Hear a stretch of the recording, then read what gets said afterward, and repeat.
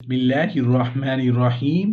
السلام علیکم ورحمۃ اللہ وبرکاتہ۔ خواتین کے 10 بہترین اعزازات۔ محترم سامعین و ناظرین، اللہ تعالیٰ نے عورت کو صنف نازک تو ضرور بنایا، اللہ تعالیٰ نے اس کو بہت سارے اعزازات پہ بھی نوازا ہے۔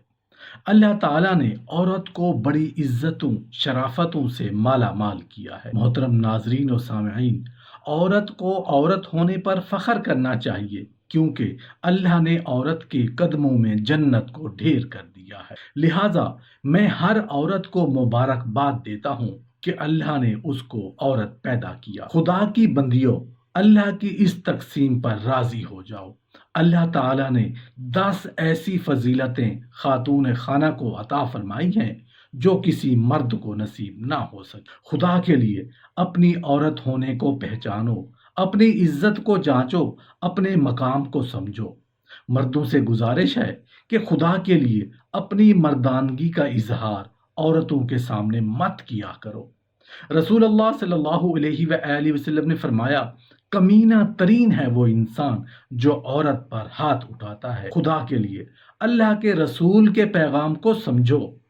آج آپ کے سامنے کائنات کے اندر پائی جانے والی خواتین کی سربلندی اور ان کی عزت کو معاشرے میں اجاگر کرنے کی خاطر 10 ایسے اعزازات پیش کیے جائیں گے جس میں عورت مرد سے بہت آگے نکل گئی ہے۔ نمبر 1، سب سے پہلے جو سب سے زیادہ بڑے ظالم اور جابر خدائی کا دعویٰ کرنے والے فرعون کے مقابل شجاعانہ انداز میں کھڑا ہوا، وہ کوئی مرد نہیں تھا بلکہ ایک عورت تھی، یعنی سیدہ آسیہ علیہ السلام۔ نمبر 2، سب سے پہلے جس نے خانہ خدا کو اور مکہ کو آباد کیا وہ کوئی مرد نہیں تھا بلکہ ایک عورت تھی، یعنی سیدہ ہاجرہ علیہ السلام۔ نمبر 3، سب سے پہلے جس نے روئے زمین کا کامیاب ترین زمزم نوش کیا اور مبارک ترین پانی نوش کیا وہ کوئی مرد نہیں تھا بلکہ ایک عورت تھی، یعنی سیدہ ہاجرہ علیہ السلام۔ نمبر 4، سب سے پہلے جو ہمارے نبی مصطفیٰ صلی اللہ علیہ وآلہ وسلم پر ایمان لائیں وہ کوئی مرد نہیں تھا بلکہ ایک عورت تھی، یعنی سیدہ خدیجہ رضی اللہ عنہا۔ نمبر 5، سب سے پہلے جس کا خون اسلام کی راہ میں بہایا گیا اور شہید ہوا وہ کوئی مرد نہیں تھا بلکہ ایک عورت تھی، یعنی سیدہ سمیہ رضی اللہ عنہا۔ نمبر 6، سب سے پہلے جس نے اپنا مال اسلام کی راہ میں خرچ کیا وہ کوئی مرد نہیں تھا بلکہ ایک عورت تھی، یعنی سیدہ خدیجہ رضی اللہ عنہا۔ نمبر 7، قرآن مجید میں ہے کہ جس کا مسئلہ اللہ نے 7 آسمانوں کے اوپر سنا وہ کوئی مرد نہیں تھا بلکہ ایک عورت تھی، یعنی سیدہ خولہ رضی اللہ عنہا۔ نمبر 8، سب سے پہلے جس نے صفا و مروہ کی سعی کی وہ کوئی مرد نہیں تھا بلکہ ایک عورت تھی۔ اب ہر سال لاکھوں حاجیوں پر لازم ہے کہ ایک عورت کے انجام دیے گئے فعل کو بجا لائیں ورنہ ان کا حج قبول نہیں ہوگا، یعنی سیدہ ہاجرہ علیہ السلام۔ نمبر 9، سب سے پہلے جو سب کی مخالفت کے باوجود بیت المقدس میں داخل ہوا وہ کوئی مرد نہیں تھا بلکہ ایک عورت تھی، یعنی سیدہ مریم رضی اللہ عنہا۔ نمبر 10، کائنات میں وہ عورت ہی ہے جس نے اپنی ظاہری آنکھوں سے حضرت جبرائیل علیہ السلام کو دیکھا، یعنی سیدہ خدیجہ رضی اللہ عنہا۔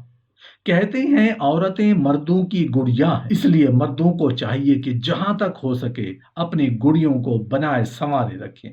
کبھی پریشان دکھائی دیں تو فوراً اس کی پریشانی دور کریں، طبیعت خراب دکھائی دے تو دوا لا کر دیں۔ اس طرح آپ کی بیوی ہمیشہ آپ سے خوش رہے گی۔ اپنی بیویوں کا مقابلہ دوسروں کی بیویوں سے نہ کیجیے، یہ ایک غیر اخلاقی بات ہے۔ ذرا سے نقصان پر بیوی پر برسنا نہ شروع کر دیجیے، حوصلہ اور تحمل سے کام لیجیے، غلطی کو معاف کرنا سیکھیے، اس کی دوسری ذمہ داریاں اور نیکیاں سمجھیے، سوچیے۔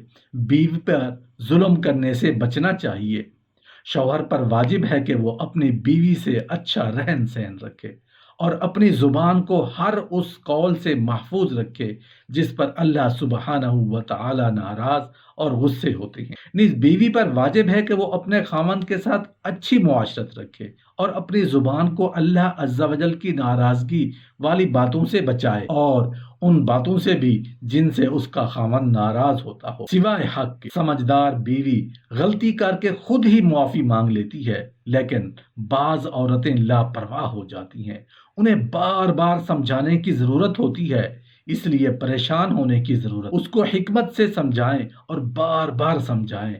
اپنی بیوی کا مزاج سمجھیں، اس کی غلطی اور نخرے میں فرق کو سمجھیں، اس کے پیار، طلب، شرارت اور نافرمانی میں امتیاز کرنا سیکھیں، اس کے اچھے وصف کی طرف نگاہ رکھیں۔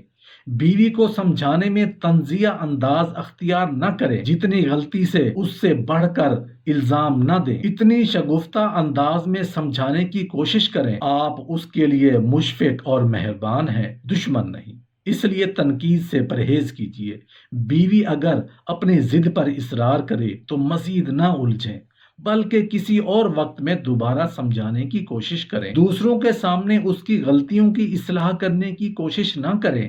لوگوں کے سامنے اپنی بیوی کی ذہانت اور رسوائی سے بچیں۔ ہمیشہ علیحدگی میں بات کیجیے اور پچھلی غلطیوں کو پھر سے دہرانے کی غلطی نہ کریں کہ تمہیں تو سمجھانا بھینس کے آگے بین بجانے والی بات ہے۔ اس طرح اصلاح کی بجائے بگاڑ پیدا ہوگا۔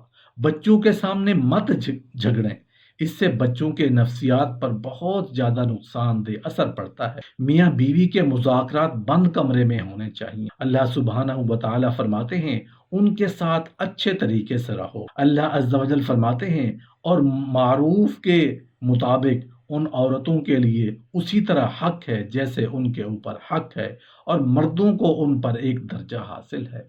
بیوی کی تعریف اور خوشامد ضرور کرتے رہیں، یہ عورت کی کمزوری ہے، اس لیے دن میں 2-4 مرتبہ بیوی کی تعریف کرنے کا بہت فائدہ ہوگا۔ کبھی اس کے کھانے پکانے پر، کبھی لباس کی، کبھی اس کے حسن و جمال کی تعریف کریں۔ ان 2 بولوں سے آپ کی ازدواجی زندگی پر خوشیوں کی برسات ہوگی۔ آپ کے 2 میٹھے بول اس کے سارے دن کے کام کاج کی تھکاوٹ کو دور کر دیں گے اور وہ اپنا کام پہلے سے بھی اچھا کرنے کی کوشش کرے گی، اور آپ بھی اس کو اپنے سامنے تر و تازہ پھول کی طرح محسوس کریں گے۔ بیوی کو خادمہ نہیں، محبوبہ سمجھیں۔ گھر کے کام کاج میں بیوی کا ہاتھ بٹانے والا شوہر بہترین شوہر ہوتا ہے۔